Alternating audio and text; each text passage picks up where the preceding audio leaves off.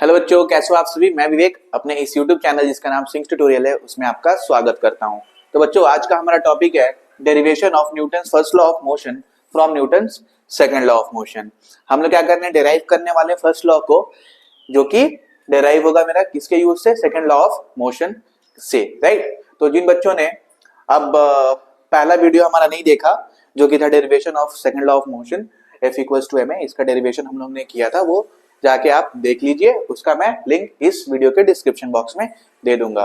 तो बच्चों चलिए स्टार्ट करते हैं कि जैसा हम लोगों ने देखा था कि न्यूटन का जो सेकंड लॉ था वो क्या था, F equals to ma, right. Force बराबर होती है मास इनटू एक्सेलरेशन के, राइट। तो बच्चों अगर हम लोग क्या करते हैं, इस इक्वेशन में फोर्स का वैल्यू अगर हम लोग जीरो पुट कर देते हैं, राइट, अगर हम लोग फोर्स जीरो ले लेते हैं तो क्या चेंजेस देखने को मिलेगा, जीरो इक्वल्स टू ma हो जाएगा, राइट। मतलब जीरो बराबर मास इनटू एक्सेलरेशन हो जाएगा, यानी आइदर मास हमारा जीरो होगा या एक्सेलरेशन जीरो होगा या दोनों जीरो होगा, राइट। तो बच्चों हमें पता है मास जो होता है वो कैन नॉट बी जीरो होता है, right.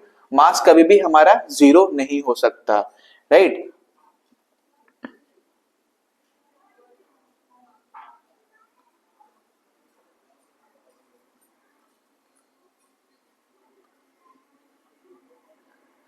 Mass can never be zero. तो हम लोग क्या कर सकते हैं बच्चों, हम लोग बोल सकते हैं ना एक्सेलरेशन जीरो हो जाएगा, राइट। एक्सेलरेशन हमारा क्या हो जाएगा, जीरो हो जाएगा।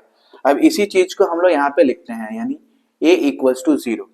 अब बच्चों ये बताइए एक्सेलरेशन हमारा कब जीरो होता है, दो केसेस में होता है, आइदर जो मेरा ऑब्जेक्ट है वो रेस्ट में है या वो कंटिन्यूअस यूनिफॉर्म मोशन में है, वो एक्सेलरेट नहीं कर रहा, वो यूनिफॉर्म मोशन कंटिन्यू कर रहा है। तो ये दो केसेस में होता है, राइट। ये दो केसेस में होगा, याद रहेगा कब होगा, आइदर मेरा ऑब्जेक्ट क्या है, रेस्ट में है या वो कंटिन्यूअस यूनिफॉर्म मोशन में है, राइट। अब बच्चों यहाँ पे एक्सेलरेशन क्या होता है, हमें पता है ना, a जो होता है v minus u by T होता है, मतलब final velocity minus initial velocity by time होता है एक्सेलरेशन का फॉर्मूला, उसको हम लोग यहाँ पे पुट कर देंगे, राइट। तो हम लोग लिख सकते हैं a की जगह पे क्या लिखेंगे बच्चों, v minus u by t equals to zero, right, लिख दिए। अब देखिए बच्चों इस t को इधर हम लोग मल्टीप्लाई कर देंगे तो v माइनस यू बराबर क्या हो जाएगा, zero, zero into T zero हो जाएगा, राइट। यानी हम लिख सकते हैं v इक्वल्स टू u, मतलब ये माइनस यू जब इक्वल्स टू के उधर जाएगा तो वो क्या हो जाएगा, प्लस यू। ये चीज क्या होती है, ये हमारी होती है ना,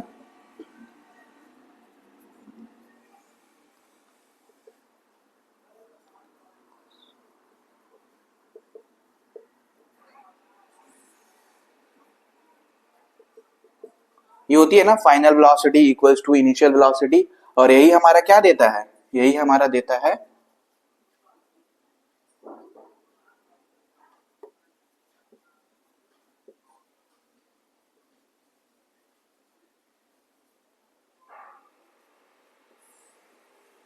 Newton's first law of motion. तो होप आपको ये समझ में आ गया होगा। एक बार जल्दी से रिकैप कर लेते हैं। हमें पता है फ्रॉम सेकंड लॉ F बराबर होता है m इंटू ए। अगर हम लोग F का वैल्यू जीरो पकड़ लेते हैं, ठीक है, अगर F हमारा जीरो हो जाता है, जो फोर्स है वो जीरो होता है, तो हम लिख सकते हैं ना zero equals to mass into acceleration. Either मेरा m जीरो होगा या a जीरो होगा, एक्सेलरेशन जीरो होगा, बट यहाँ पे मास जो होगा हमारा, मास कभी भी जीरो नहीं हो सकता, किसी भी ऑब्जेक्ट का मास कभी भी जीरो नहीं हो सकता, लिखा हुआ mass can never be zero, so we can say that acceleration is equals to zero, right. अब एक्सेलरेशन जीरो दो केसेस में होता है, आइदर जो ऑब्जेक्ट है वो रेस्ट में है या वो कंटिन्यूअस यूनिफॉर्म मोशन में है, राइट, यूनिफॉर्म मोशन में। तो हम लोग लिख सकते हैं a equals to zero, right. अब v minus u by t, ये क्या होता है, ये होता है, देखिए a equals to v minus u by t, acceleration जो होता है वो बराबर होता है final minus initial velocity by time. हम लोग क्या किया, उस a का वैल्यू को यहाँ पे पुट कर दिए, t को क्रॉस करके मल्टीप्लाई किए जीरो से तो वो जीरो हो गया, u को हम लोग क्या किए इक्वल्स टू उधर ले गए तो v इक्वल्स टू u, यानी final velocity equals to initial velocity which tells that Newton's first law of motion. तो होप आपको ये डेरिवेशन समझ में आया होगा। अगर समझ में आया होगा तो एक लाइक, सब्सक्राइब और कमेंट करें और शेयर करें अपने फ्रेंड्स एंड फैमिली में। तब तक अपना ख्याल रखें, जल्दी मिलते हैं और एक नई टॉपिक के साथ। जय हिंद, जय भारत।